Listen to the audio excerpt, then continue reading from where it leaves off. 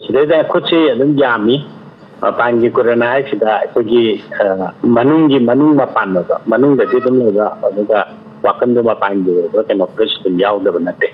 अदु मयाम दो याव रेनी समय पलना मसागी ड्रग फारू बदो तौरिबो पोसी सिना ताइदी मागी इंडिकेशन हम को लेको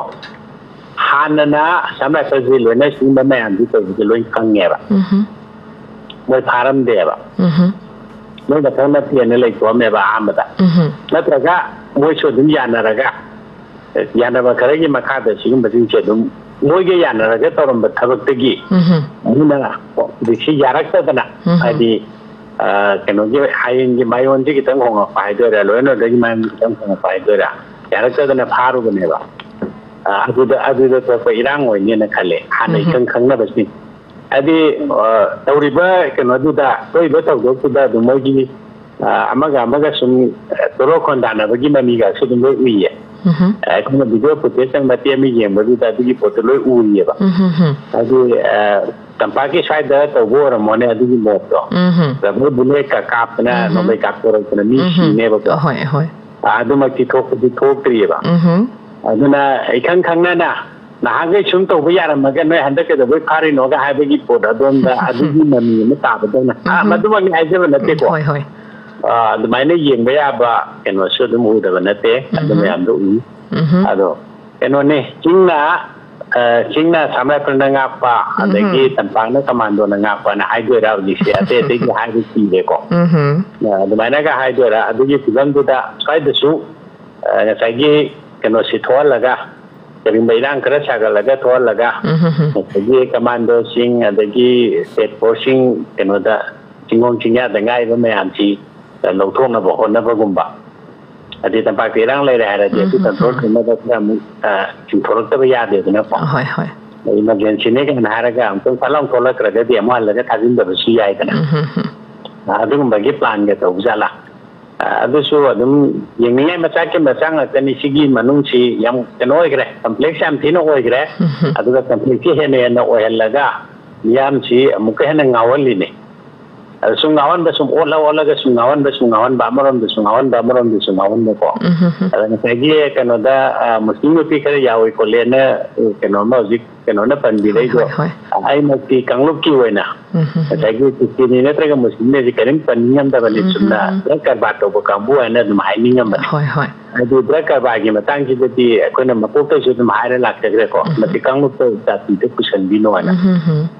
मुस्लिम लोने बस द्रकर बातो बनते की लोने बस द्रकर बातो बनते अदुगा मैते लोने बस द्रकर बातो दबजुनते सिजु मोकोइन खंबी गदौनेबा तानजाद्रदी ख्वाइदगी चावबा पुकोक पुरियन दी मैते मरक लेरम जियारि पोनेबा अदगी मयांग जो एरम यारि पोनेबा मयांग खंजाव बायबा चौबामना मैते जि सिजनबा की जि सिजनबा दगी पांगन सिजनबा मयाम सिजन तो Boram जियारि पोनेबा अदगी Tumin लेरिबा Naga मरक drug loan यावरमोय ता हारु जिया पोनेबा माने तेमगान दे तफादोरि निमय मरक देसुको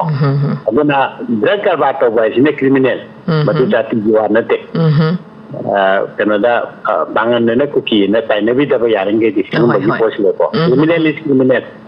मतु दो गेरा बांगन दो गेरा म दो गेरा अदुगी क्रिमिनल दुंग एक्शन नब ngakna bagi लोइना अदुगी वाखन लोन लोन द किसी पुबंगा मा कान द डेवलप सोसाइटी दो लाक्विने बा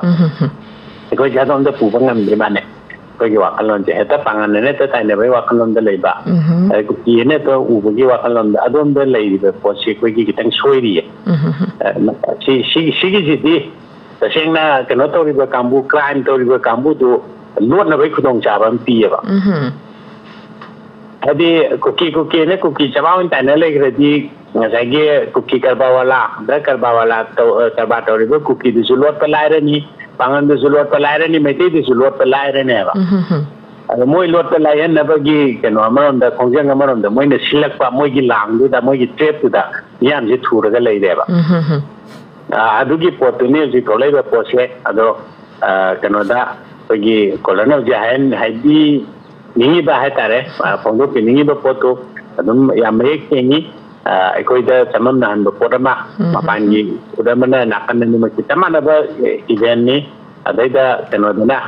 सिंगना ngsaigi singi leriba lono dagi keno dagi pibam na iba digi pibam gi matungi na toba markana tampaki leriba di firmo na toba tonga na re ko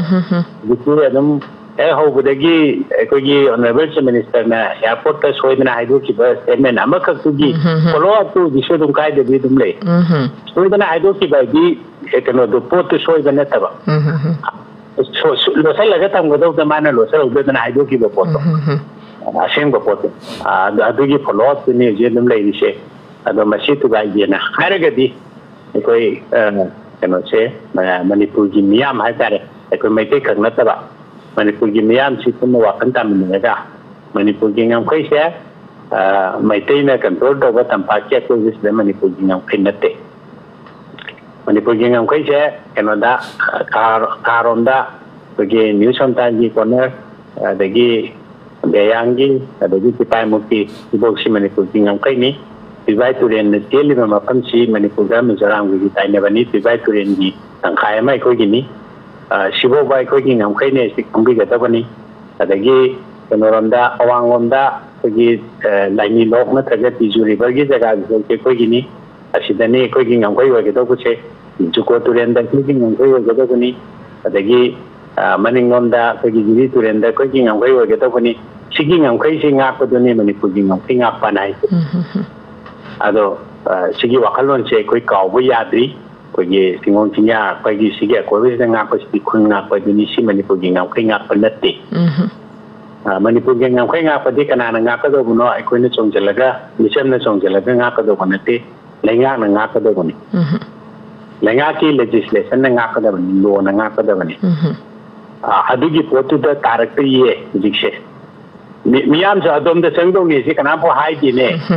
ko gi se so sing so hai di mera pai di so hai di kanam po hai di Manipur gi nyam kai se awang da laini lok po ba adagi kharam da Tibai Turen po ba adagi kenoda manongchulon da Jiri Turen adagi mamang da Malangkong ko gi River po ko se ko gi keno ne si jiksi kanam hai di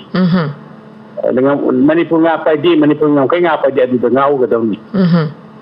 adu nga na ba ka di tawang ko ge ji adugi tawang du to kon du kadai dano adu ki disi kari gi no miante adu de koi kano do to ko se abro se mai do to siro sino kansu do to siro kalen do to siro degi sumu do to siro sai de loi sel siro koi si yam lu bawang mo oi di miyam na si khandri si kari gi no ha ba si ne gi ko de kangau na raga lei di ado sonda wa khanjing tan kusala pa ya bri yin chena e main tam jeki hoi thagat cheri oja